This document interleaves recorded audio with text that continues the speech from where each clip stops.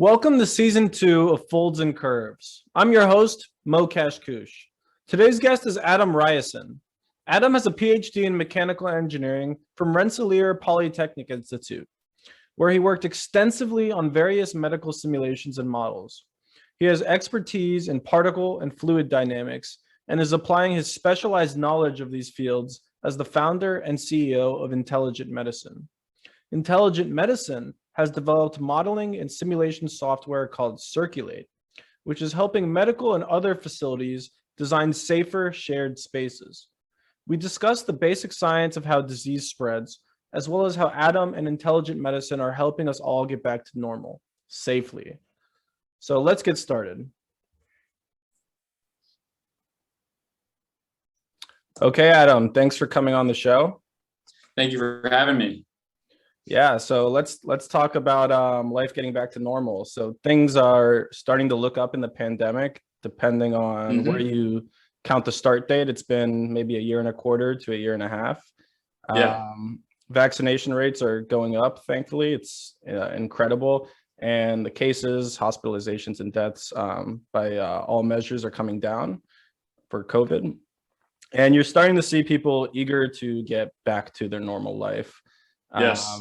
The NBA playoffs are around. You saw the Madison Square Garden was packed. There's boxing matches, and I myself traveled to Yosemite last week and took 4 planes, 2 there, 2 back, and every single one was fully booked.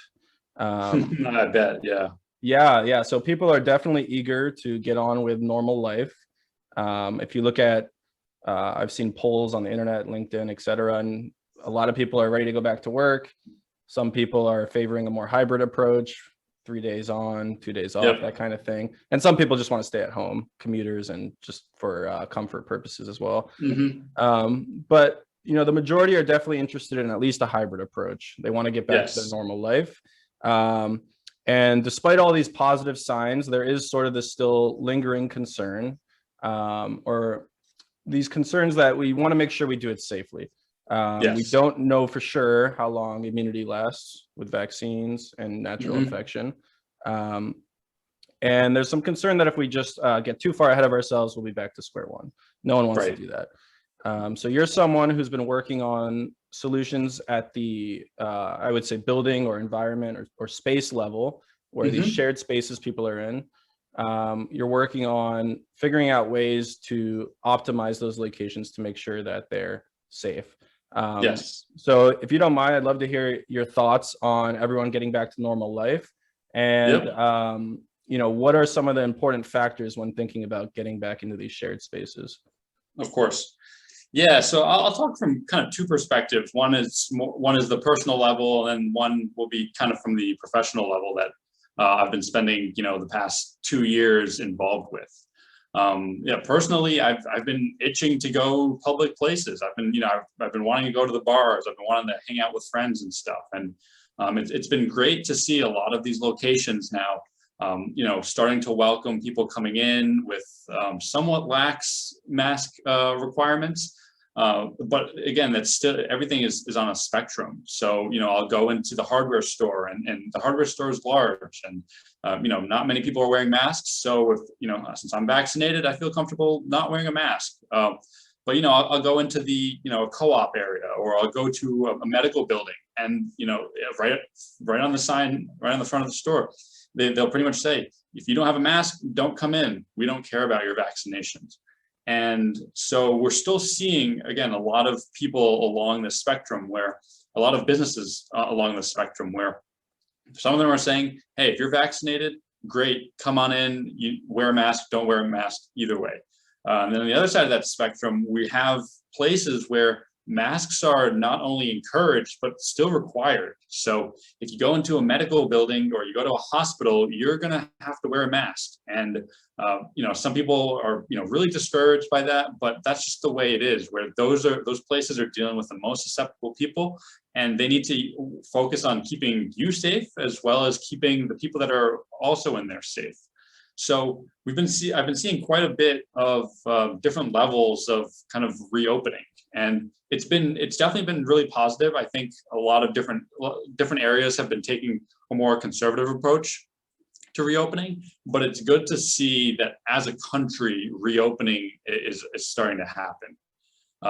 For instance, in New York, in pretty much just early on in June, the HERO Act went into place, where even though reopening is starting to take place, all these businesses need to have a plan in place for how they're going to maintain disinfection, how they're going to reduce the chance of infection, and still treating the pandemic as something that could reoccur. So it's good to see that certain areas are being proactive about being defensive when it comes to something like this. And that kind of leads me to my next point, where how am I seeing this reopening as a business person who has been working in medical simulation and particle simulation for the duration of this pandemic. And we've still been seeing quite a bit of buildings and workplaces still being very concerned about, all right, if we're reopening, what are the best things that we can do, not only for our employees, but also for the customers that are coming in, or the people that come and visit us on a regular basis.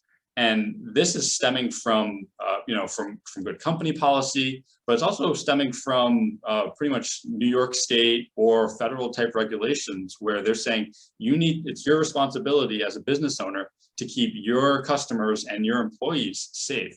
So even though the pandemic, again, has started pretty much coming to an end, and we're starting to see reopening, the need for planning and modeling a lot of these simulations for these particle spreads is still being heavily sought after, because we're still looking to see what it's going to be like when we hit that first flu season, and what happens when we hit that first, the first winter. What are we going to be expecting, and can we take precautions or measures in order to reduce a second outbreak from happening?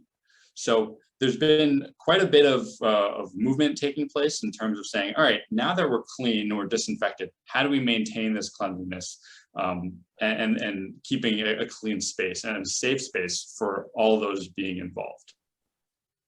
Yeah. So taking a step back, I actually wasn't aware of the HERO Act. I know you sort of described what it requires for businesses, but could you give an overview of what the act is and what if there's any other components to it?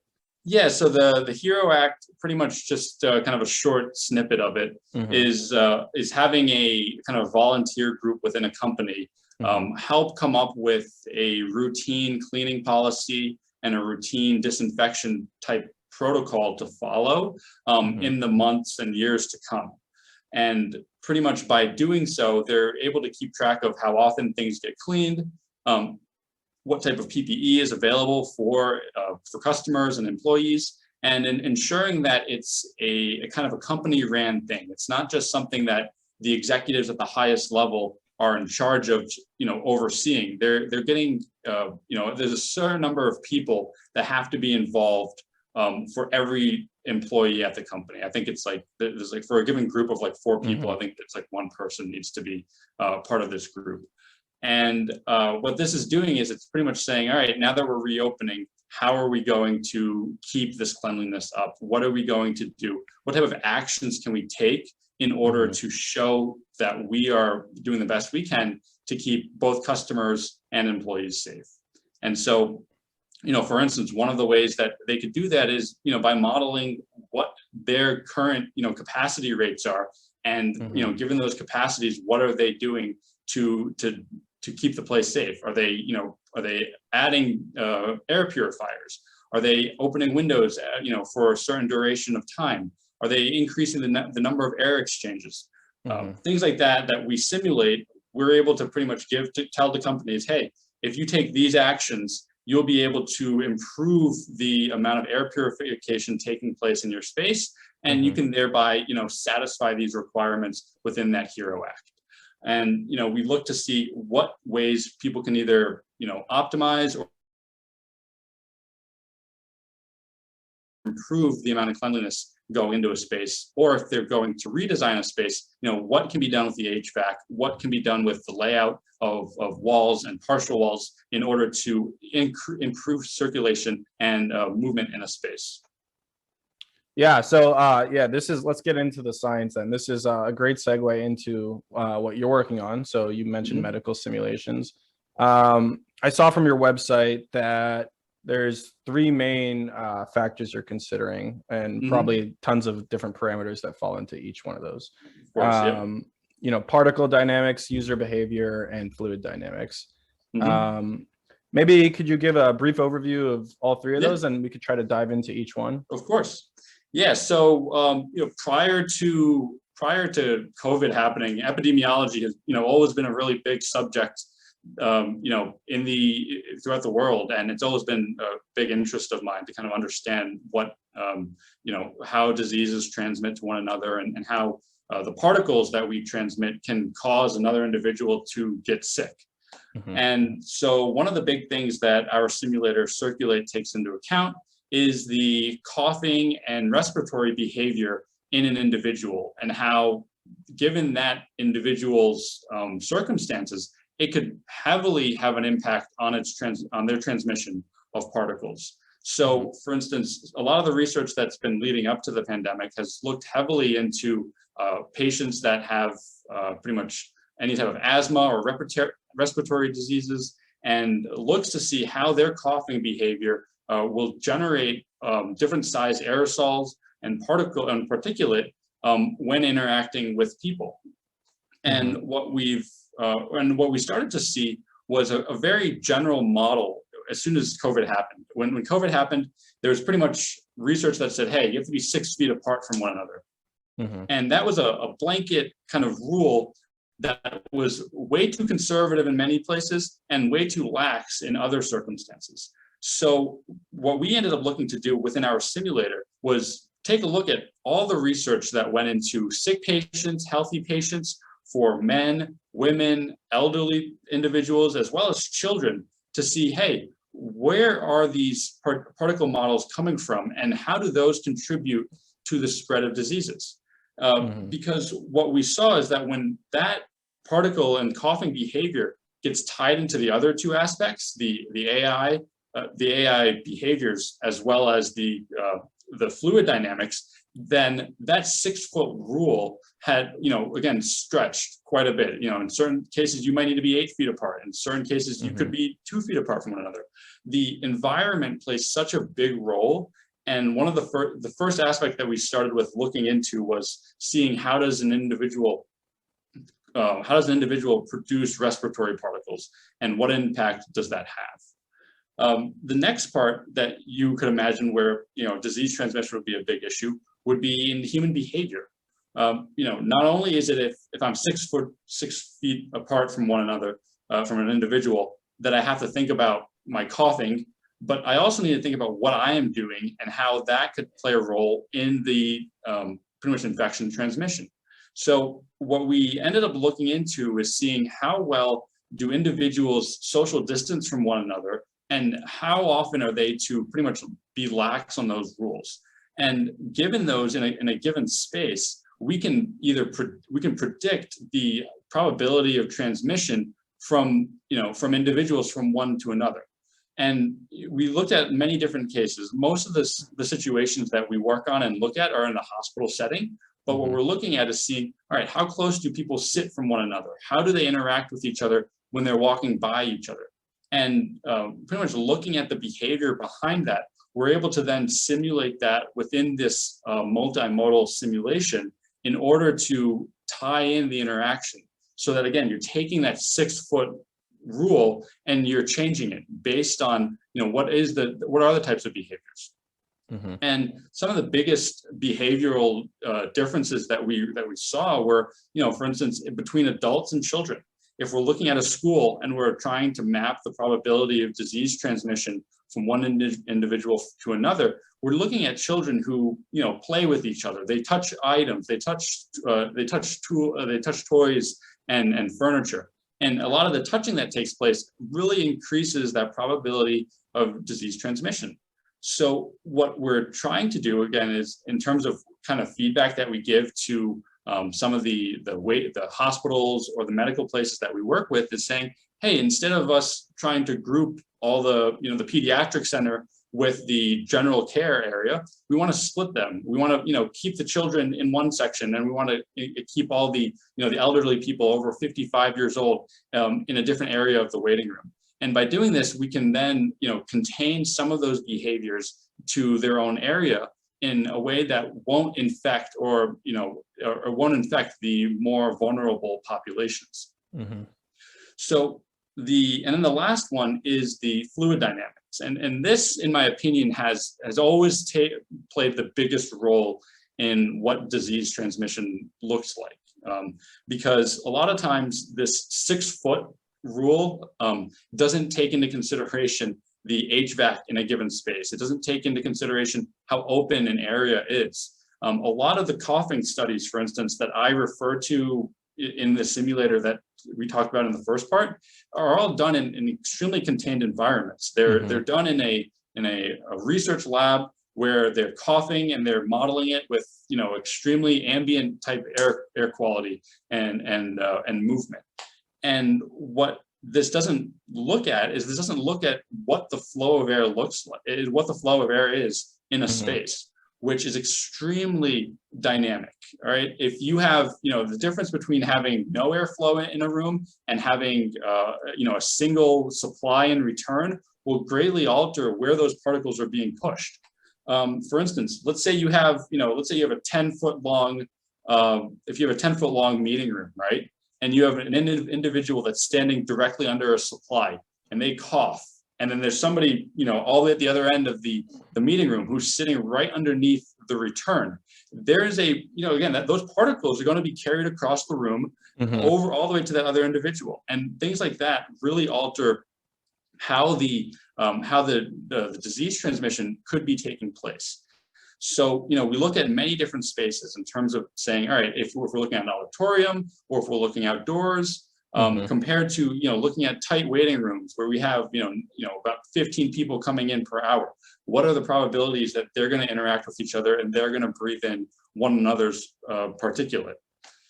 And by doing this, we're able to kind of, focus on a location's, pretty much on a focus on a location's environment, as well as the users in that environment. So if we're looking at, for instance, let's say we're looking at a pediatric waiting area, we're looking at not only the individuals that are going into that space, we're taking into consideration the individuals and how they cough, but we're looking at the individuals and how they behave with one another.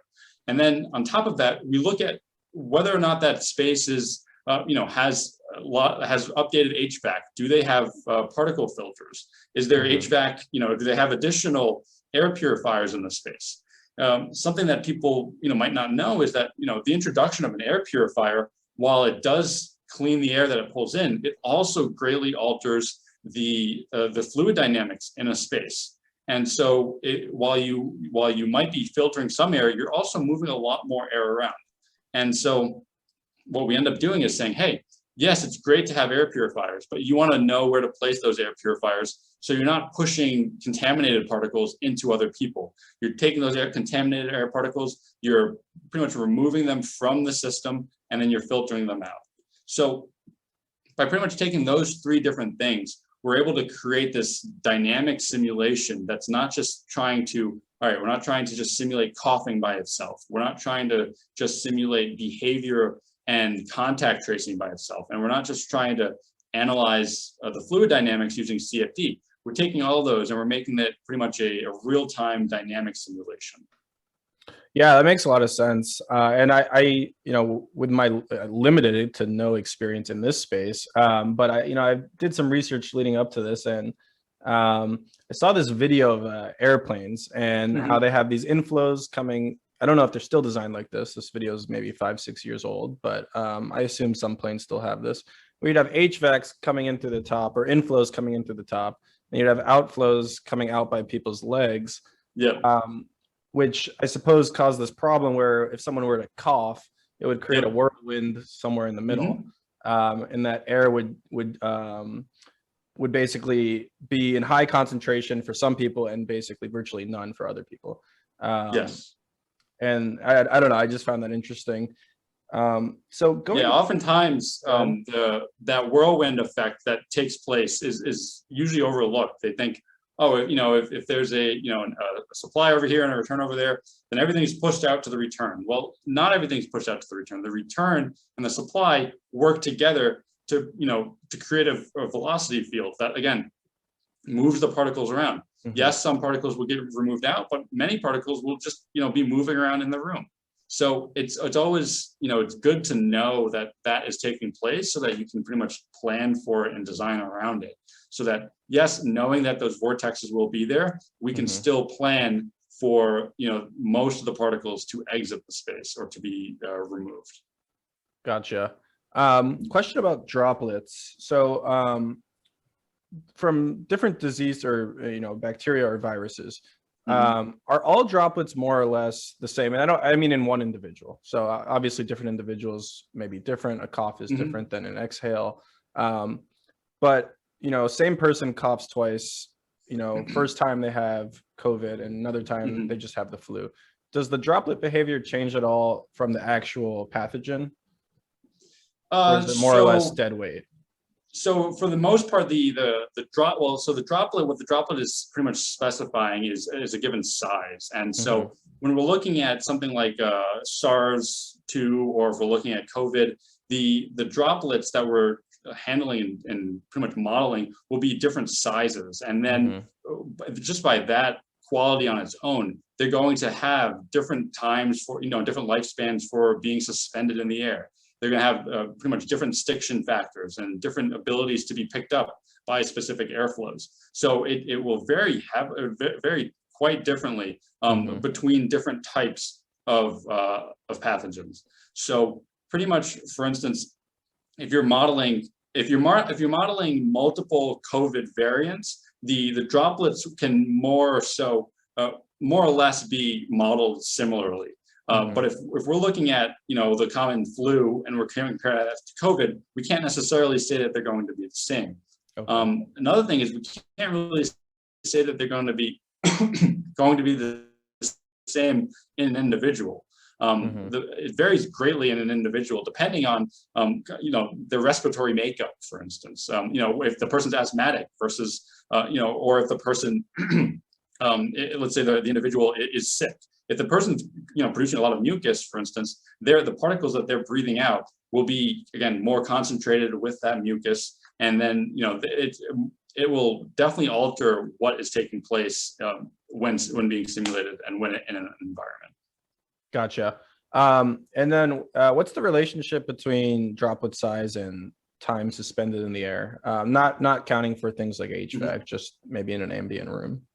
Yeah. So pretty much larger droplet size what will ultimately happen is they will pretty much fall to the ground faster. Okay. What we have is, if in the case that you have a larger droplet size, you probably have a larger probability of that droplet being absorbed by an individual in the case that they're coming through that space. But at the same time, those particles will pretty much fall down and come to rest earlier on.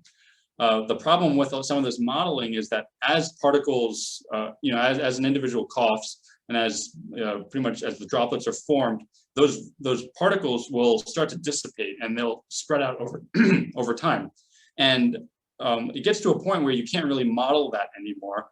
And a lot of the research that went into pretty much the COVID-19 droplets is seeing, all right, well, what is the smallest recognizable droplet from this COVID-19? And does that still transmit the pathogens from one individual to another?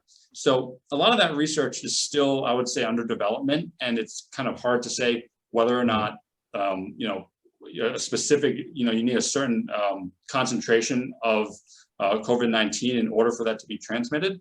But what we're definitely seeing is that COVID-19 behaves similarly to other COVID variants. So that helps for the modeling of future type respiratory diseases. Mm-hmm. Great. And then now user behavior, I imagine to a pretty large degree would be influenced by whether it's business level or hospital level, building level protocols. You might have mentioned wearing a mask earlier. Maybe some people are wearing it, under their nose versus over their nose. Although I guess that point specifically is besides the point. But my question is, how do like corporate level policies influence different simulations? Mhm. Maximum capacity of a room, or Yep. how many people you can bring with you, that kind of thing. Yeah. Yeah. So I would say though both the things that you mentioned, how many people in a room and the mask aspect are Hmm. both two things that have great influences on the amount of transmission that takes place for any type of disease or particulate. Pretty much, one of the main things that we look at is what is a current building's occupancy rate. Hmm. We take the data that they have for like a given year or a given week, and we model that to say, all right, if we're spawning, if we have, 5 people coming in per hour versus having 30 people coming in per hour, what's the probability that they transmit to one another, and how long are those particles suspended in that airflow, and how long does it take after those people leave for that entire room to be cleaned? Hmm. So one of the biggest policies in the earliest ones is looking at what that maximum capacity is, Okay. because you never want to have to a lot of these businesses and hospitals are always going to be more on the conservative side when it comes to the number of people that they have in a given space. So they look to see, all right, if we operate at the most conservative value, are we still able to see the same number of patients, throughout the day? And if not throughout the day, then throughout the week. And how do we what can we do to then increase those occupancy rates? Can we see more people if we, for instance, if we require masks and we have barricades around our workers? If we have space seating in a given area, can we then increase the number of people we have, knowing that they will be able to separate each other more so? Hmm. Another thing that we also look at in terms of protocols is different types of check-in and check-out aspects. So, for instance, in the case that you run a dentist office or you have an imaging center, you could opt to have pretty much have a remote check-in where nobody comes in and waits in your waiting room, but when you call them or you notify them to come in, they come in and they go directly to see the doctor.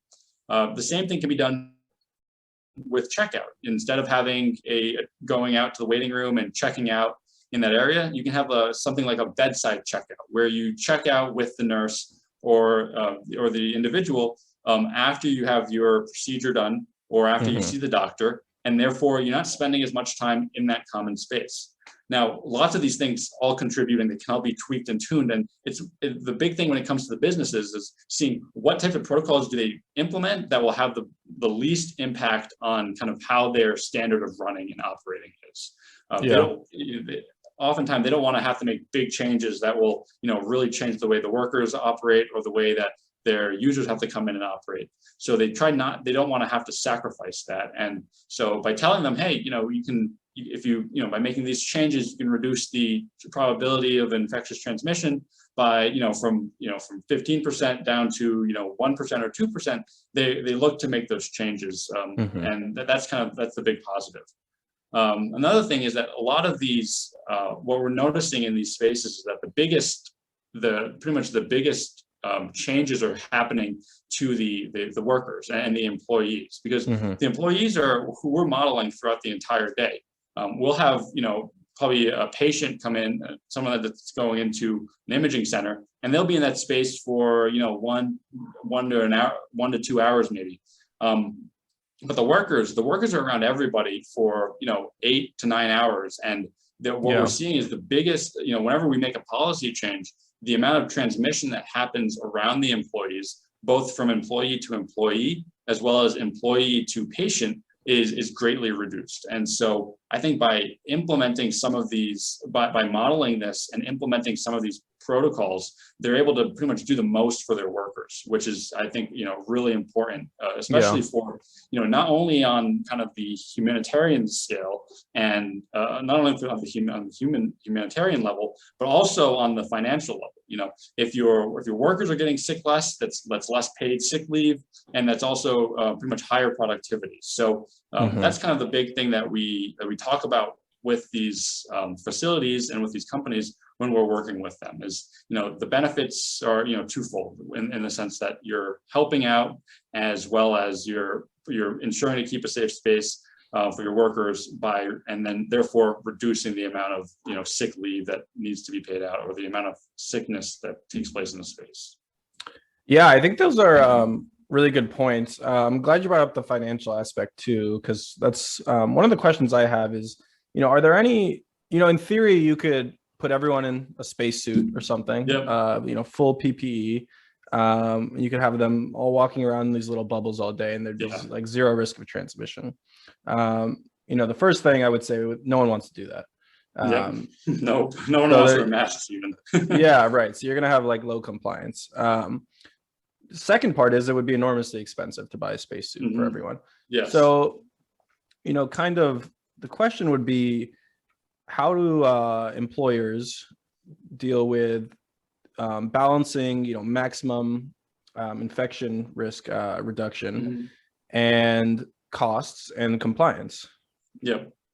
Yeah. So, and I can only say kind of from my end of what I see from what they're saying and kind of the feedback that we get.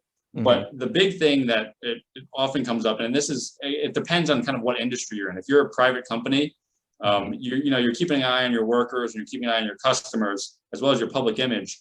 But if we're looking at a space that's a government space, for instance, you're dealing with a lot of other, again, federal constraints, as well as state-based constraints, as well as union constraints. So, for instance, if your workers are union workers, you definitely have a certain requirement that you have to fulfill in terms of keeping your workers safe.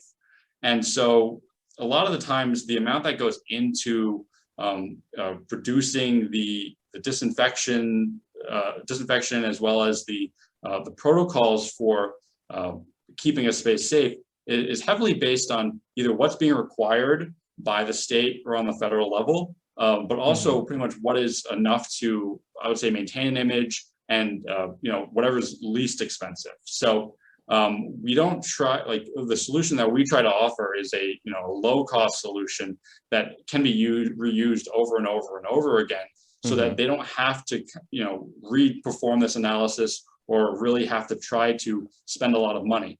Because what happens is they have to take into consideration, in the probability that we have a COVID outbreak at this point within our facility, do we have to close the doors? And if we close the doors, how long does the doors have to be closed for?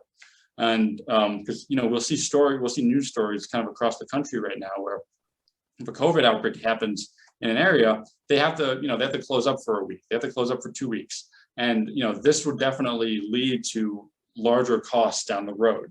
Yeah. So a big thing that I would say the companies that we speak to are, how does this improve their bottom line when it comes to keeping that space clean and safe? And another thing is that public image, where nowadays we're all, I think as humans on this earth now, we're all more susceptible to thinking about that before going into a space. If I look into a space, if I look into a store or whatever, and I see it, I'm thinking, does it look clean? Am I going to be clean going in there? And what do they put my best interest first? So a lot of, and you see that a lot now with companies and stuff. You'll go to a fast food restaurant and they'll put stickers of, like, whatever soap they're using or whatever cleaning product they're using. Yeah. Because they're trying to inform their customers, hey, we're keeping this space clean for you. And they're going to do everything they can pretty much, within their budget to keep places clean. Yeah. Do you see that trend of really putting that sort of infection risk at the forefront? Do you see that trend continuing in the long term, or do you think sort of, let's say we beat COVID in the next year or two, completely gone, or maybe everyone just gets vaccinated once a year, something like that? Do you think people will still have that psychology of having disease spread at the forefront in the long term? I think it's a mixed bag, honestly, because you can even see, let's start at the one end of the spectrum. All right. Even during the pandemic, people didn't believe in it. People didn't care about it. they didn't even, they didn't believe that it was happening. So things like this, I think, will still exist, and if anything, they'll start to expand probably over time as as we get out of the pandemic. Yeah. On the other hand, I think that as a society, we will start to think more clean in terms of what we're doing, and more sanitary in terms of our interactions. Yeah. Because it was the behavior that we had prior to this that really led us to this. So I do think that there will be opening up again, and we won't be having to deal with, hopefully we won't have to see it or witness it on a very personal level. But I think that businesses and governments, both locally and federally, will probably take a probably a stronger stance on the cleaning and disinfecting that takes place on a regular basis, which I think is really important. I hope that we see, proper sanitation and cleaning on subways and buses. Oftentimes before the pandemic, things like buses, everybody can agree that they want clean buses. But it took us until a pandemic to the point where we had to say, all right, now everybody's going to clean their buses, they're going to clean their subways, and this is going to be a higher priority. And I hope that maintains. I'm positive, I'm optimistic about that. But I think at least for the next year or two, we could certainly see that there is going to be a higher priority on disinfection and cleaning, and then maintaining kind of a clean environment for people to interact in and to work in. Yeah, I definitely agree with you. I agree, one, not knowing how individuals will feel. I think I agree it's a mixed bag. But at the government corporate level, I think I think the costs were just too high, and this kind of showed that to everyone, of not being prepared, not just with the infection risk and cleaning, but also things like our national supply chain running out of PPE and not having enough PPE, offshoring all of our manufacturing. Like a lot of that pandemic preparedness, I think will be elevated in the coming years, for sure. Going back to your modeling, I think like with the user behavior and the fluid dynamics, even, getting new HVAC systems, adding air purifiers, opening windows, those both seem like modifiable and things that hospitals can make changes to reduce that risk. I'm curious about the particle dynamics. Is there any modifiable things that individuals or companies can do to actually modify the actual particle dynamics, or is that sort of just intrinsic to all of the things you discussed previously? So the particle dynamics, I would say the biggest things that we really see within our models, at least, is the biggest differentiator is wearing the masks, right? So in the case that individuals wear masks, the particle dynamics that come from those masks are much different than if an individual coughs or is breathing with no mask. And that's not to say, hey guys, we have to wear masks forever because we need to be safe from this. It's showing how that physical aspect to it can have a really great impact on the transmission of any type of sickness. So kind of the middle ground for that is, hey, when you're coughing and you're sneezing, make sure you cough or sneeze into your arm. Don't cough or sneeze into your hand, and don't just sneeze out into the open air. Do something that's, have a behavior that is going to kind of reduce the particle dynamics from you to that outside world. If you cough or sneeze into your elbow, you can, walk into the bathroom and you can clean off your arm, and, with minimal harm done. You just cough or sneeze out in the open, you're releasing that to the environment. And, another big thing is coughing or sneezing into your hand. Yeah, you didn't release the particles out in the open, but now anything that you come in contact with, we have to trace, and we have to ensure that, those things are clean. So as for the types of other particle dynamics that you could really alter, it's definitely hard to say. I would say probably the amount of moisture you have definitely alters it as well, and the humidity in a room.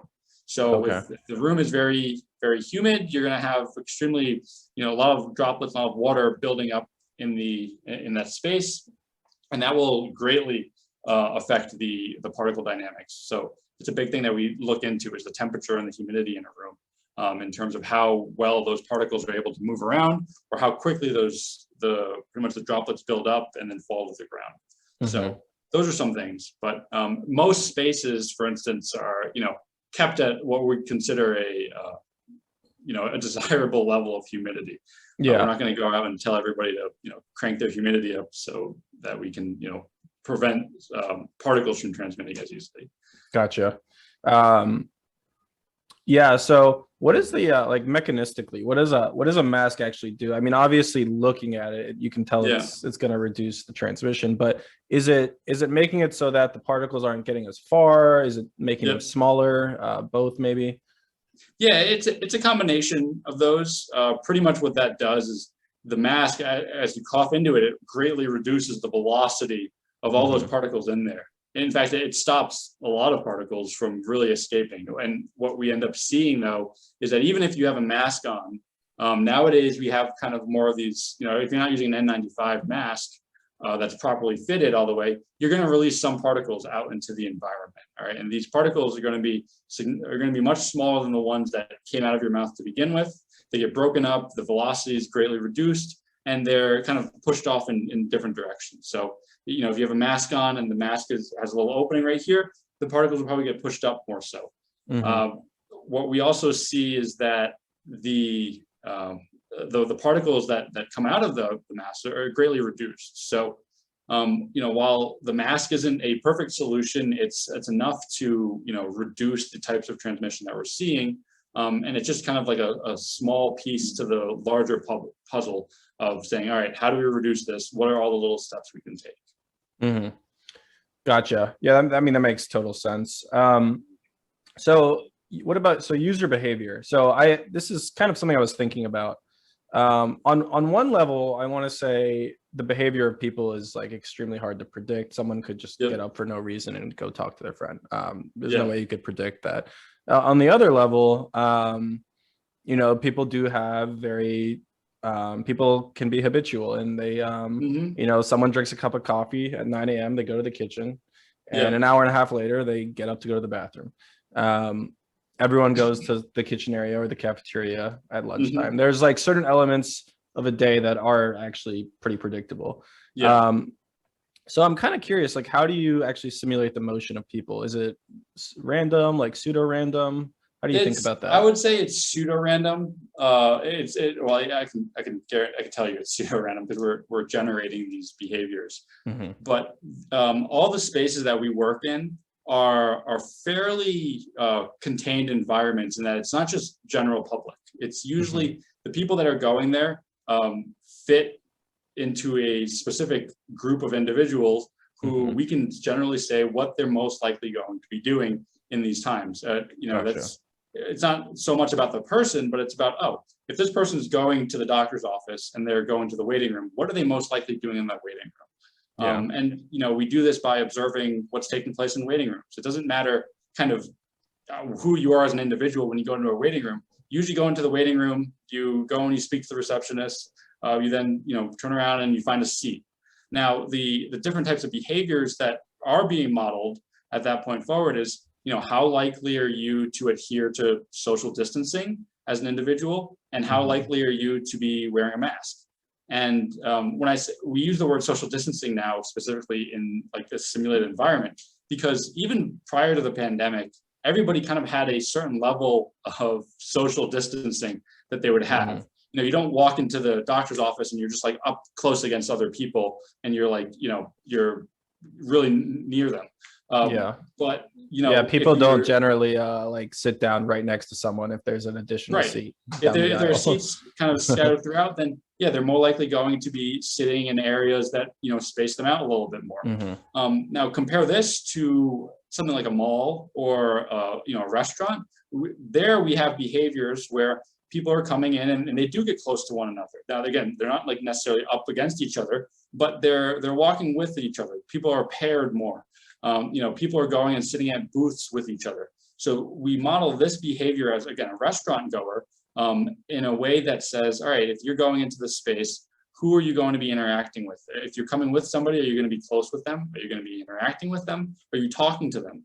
These are the types of behaviors that we look at to say, what's the probability that any type of transmission could take place there? And then, but then on kind of, I've been increasing kind of the tightness of social distancing. Now we haven't looked at this, but for instance, if you're looking at a club now, social distancing, the weighting on that is extremely low. You know, you're up against people you might not want to be up against. It's very tight. You're dancing with people. And when you're dancing, you're breathing more. You're creating more respiratory particles. This type of behavior, this dancer behavior, is more social. They're talking to people around them and stuff. They're not just talking to their friends. These types of things are where we kind of apply these general behaviors to what their goals and tasks are in a given space. And we predict it based on that. So, but like I said, most of the spaces we look at are fairly structured places in terms of like doctor's offices, medical buildings, schools, things like that. Gotcha. All right. So I kind of have like one more COVID type question, and then I want to go beyond that to wrap up and kind of think about like what are some of the more longer term objectives of intelligent medicine.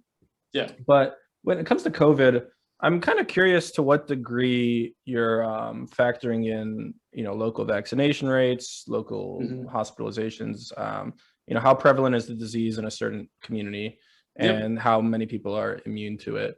On one hand, it sounds very obvious to account for all of that. On the other hand, I wonder, how much does that actually change what someone's practice looks like? So I'm just kind of curious if you could comment on that.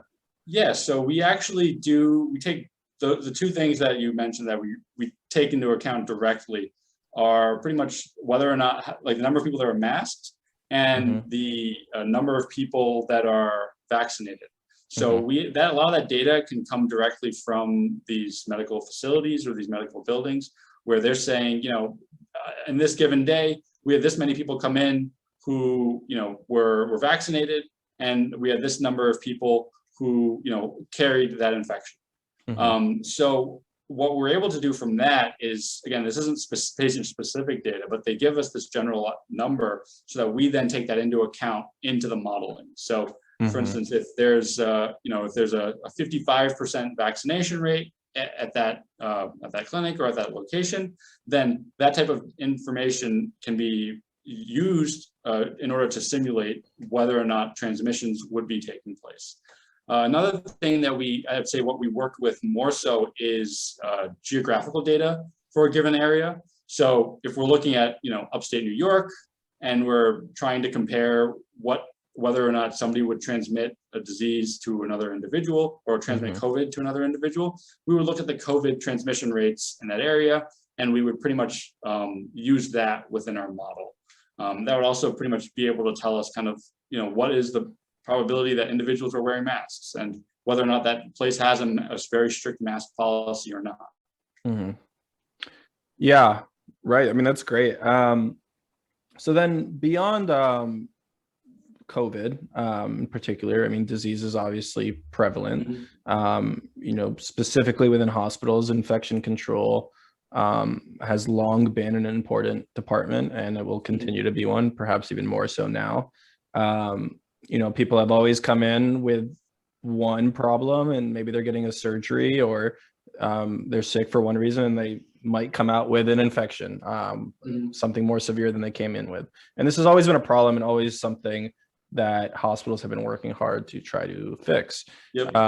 So I'm curious, beyond COVID, what you are thinking about the future in terms of infection control in hospitals, but also piggybacking off of my earlier question, not just hospitals, but I think we both kind of agree that broader economy will be more focused on infection control, or at least, creating, when they're building new buildings or modifying existing ones, to minimize this kind of risk.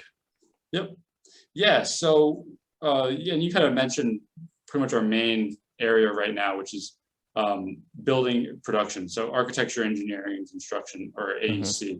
That's the biggest area that we work in right now. when we pretty much give feedback in terms of how the HVAC is laid out for a given space or how a given building is designed. We're able to pretty much take that into account with all the other optimizations that have been done for years. Because while the pandemic really put cleanliness at the highest level of concern, it's definitely going to come down, right? Mhm. So it's going to come down, and it's most likely going to be then compared to energy consumption and costs.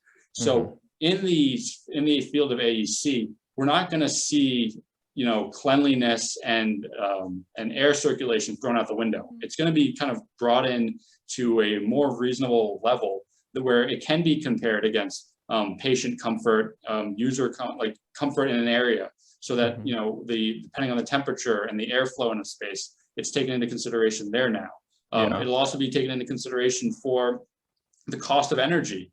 Pretty much, you know, in the case that we provide a solution that will completely clear out all the particles and keep it very safe and clean, but the cost is exuberant, then it's not going to fly.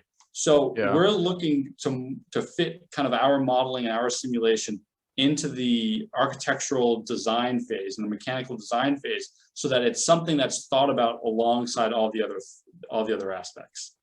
On top of that, we're looking more so into seeing how this simulator can not only look at particle transmission, but how it can also take into effect all of those other aspects that, you know, that need to be thought about in a space. How can we improve space design in order to accommodate our users? So the AI aspect and the user behavior has been a big part that not only impacts transmission, but it will also, you know, impact, you know, the happiness of users, as well as the congestion that takes place in a hospital setting, or the amount of the upkeep that needs to take place when looking at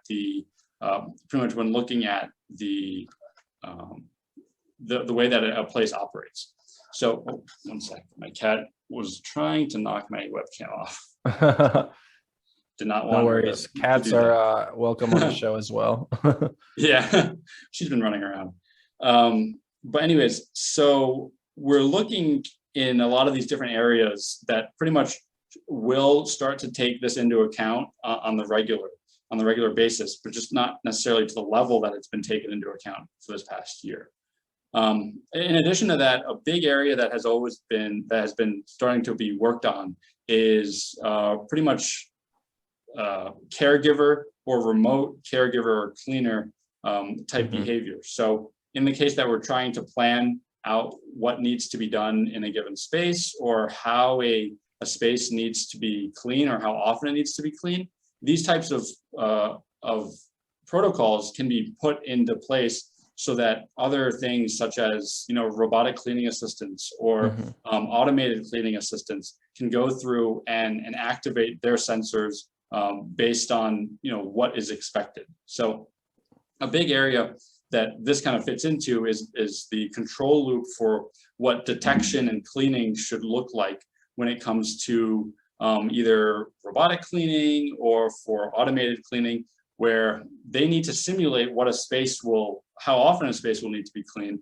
Then they need to go out and they need to be able to actually clean that space. So a lot of the back end that we work on and that we develop can fit pretty well into those areas where they're trying to plan, again, an entire building in terms of its use, and how well do we need to go and clean that area, and what other areas can we focus on and clean.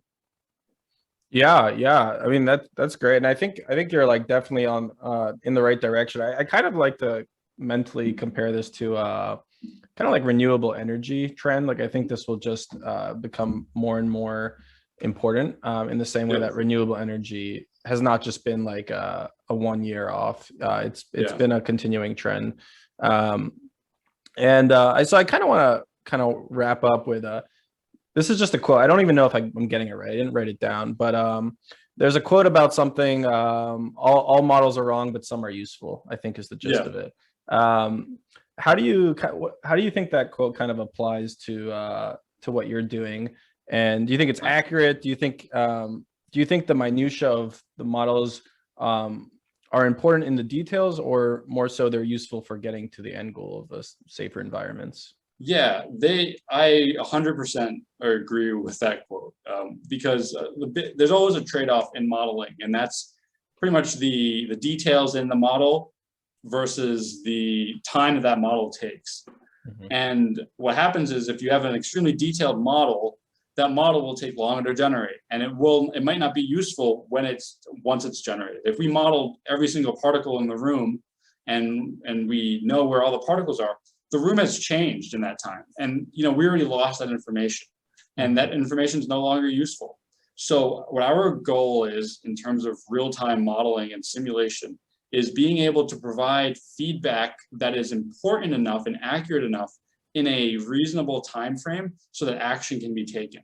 Mhm. And by doing so, we're trying to get 95% of the results, 90% of the results. That gives the information that says, hey, here's a conservative estimate. These are the things that need to be improved upon, and this is what you can do to improve that. Yeah. And by doing that, by focusing on getting the answer right enough and being conservative enough, they're going to be, again, overcompensating for what they might have needed to do exactly, but still better than what they're currently doing. So, Right. in the exam, in like kind of a big example that we look at is trying to see kind of what do we need to clean. We're not looking at each individual particle and which particles need to be cleaned. We're looking at what the general volume for those particles are. Where do those particles generally land? So we can go Gotcha. in and we can clean those areas and we can clean those surfaces. And by providing this approximation, we can give very fast feedback, and again, fast enough so that that feedback is actually useful. Yeah. And so, yeah, I think, that's how that modeling needs to be taken into and considered. It's not, these simulations aren't surgical precision, but at the end of the day, we're not doing surgery with them. So Yeah. we're looking to say, hey, if we need to clean an area, or we need to know what area is most likely to have infectious spread, what area should we go in and clean? And again, we'll give you a conservative approximation, but it's what you can act on. Yeah, I mean that's great. I mean, I think that's just a great place to end, because it's just so I think it so clearly kind of describes what you're looking to do. And Yes, I mean, it almost follows like a kind of Pareto rule, where there's probably like some really high value things you can do of course. to Yeah. take care of a workspace, and then there's probably things that are just not worth the time and effort. And we've seen that throughout the pandemic. There's been a lot of sort of recommendations that have ended Yep. up being worthless, and as more information comes in. But with that said, definitely want to wish you the best of luck. I think you're doing great Yep. work, and I think you're going to see just more and more business over the years. You're just definitely hitting the right mark here. Yeah. Thank you very much. And yeah, thank you very much for your for having me on the show. It was a great experience. I loved chatting and stuff. So, good luck with pursuing this podcast, and I look forward to watching more of them to come. Oh yeah, definitely. They're on the way. Hey everyone, thanks for listening. I hope you all enjoyed the show and learned something from Adam. Please check out the show notes to learn more about Adam and intelligent medicine. Have a good one.